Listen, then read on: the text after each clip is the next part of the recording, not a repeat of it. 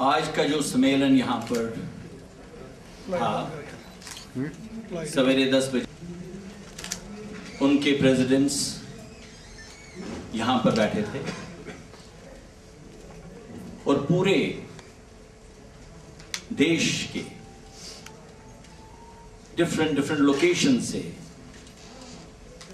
Different KP organisations के जो heads वो भी आज यहां पर आए। हमारे बीच मिडिल ईस्ट से भी एक डेलीगेट आए थे, कनाडा से भी और यूएस से भी।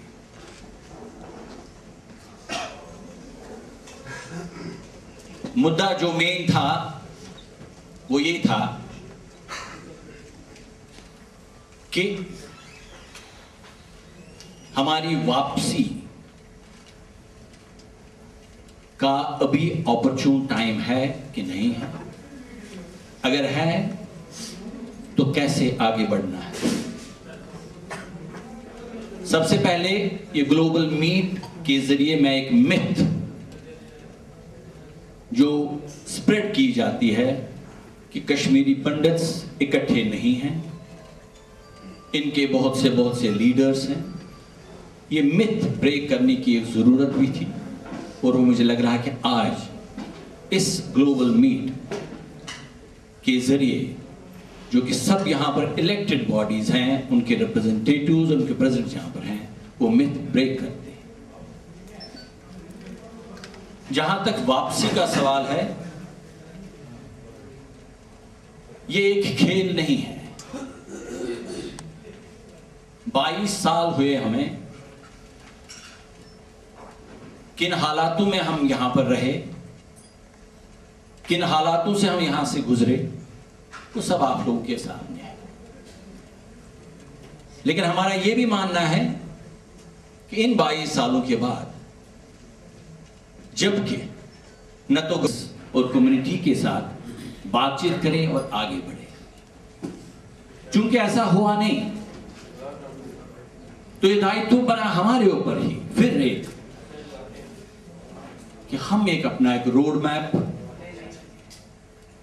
आपके सामने यहां पर दे दें और उस रोड मैप के बारे में ही आज सवेरे पूरा एक डिस्कशन हुआ। रोड मैप के जो इंस्ट्रूमेंट्स हैं और हमें ये मिथ भी ब्रेक करनी है कि कश्मीरी पंडित वापस नहीं जाना चाहता, ये एक मिथ अगेन है। हम देखते कि कैसे ब्यूटीफुली डिलिब्रेशंस हुई इस बात के लिए हो कि हम फिर 15-20 साल के बाद अगर वहां जाए फिर वहां से निकाले जाए। तो इसलिए इंस्ट्रूमेंट्स की बात की, और जब हम इंस्ट्रूमेंट्स की बात की हमने ये कहा कि पहले ये तो बता दो हमें वहां से निकाला क्यों गया।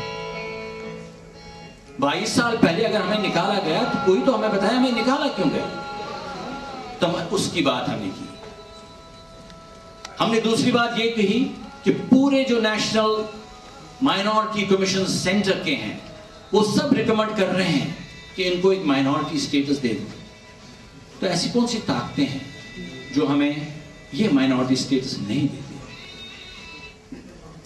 हम कम से कम 4-5 साल से कॉन्सेंट्रेटेड वे में टेम्पल्स एंड श्राइन्स बिल की बात कर रहे हैं। इनफैक्ट हमने एक organisation Premnath Bhatt memorial trust को ये एक फोकस वे में उनको कहा कि आप इसको आगे बढ़ाएं। तो ऐसी कौन सी ताकतें हैं जो इसको रोक रही है। जो एक छोटी सी हमारी 4-5 हजार कश्मीरी पंडित वहां रह रहे हैं,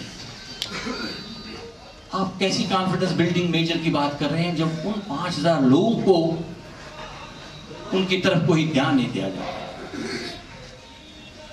और एक बड़ी बात यह है जो मैं जहां पर भी मैं मिलता हूं लोगों से, वो ये कहता हूं कि अगर मुझे जाना है मैं कहां जाऊं। मेरा घर नहीं वहां पर, मेरे मंदिर नहीं मेरे पास, मेरी एम्प्लॉयमेंट नहीं अपॉर्चुनिटी, मेरे सब जो वहां पर लैंड्स थे वो वहां पर ग्रैब हुए, मैं कहां जाऊं।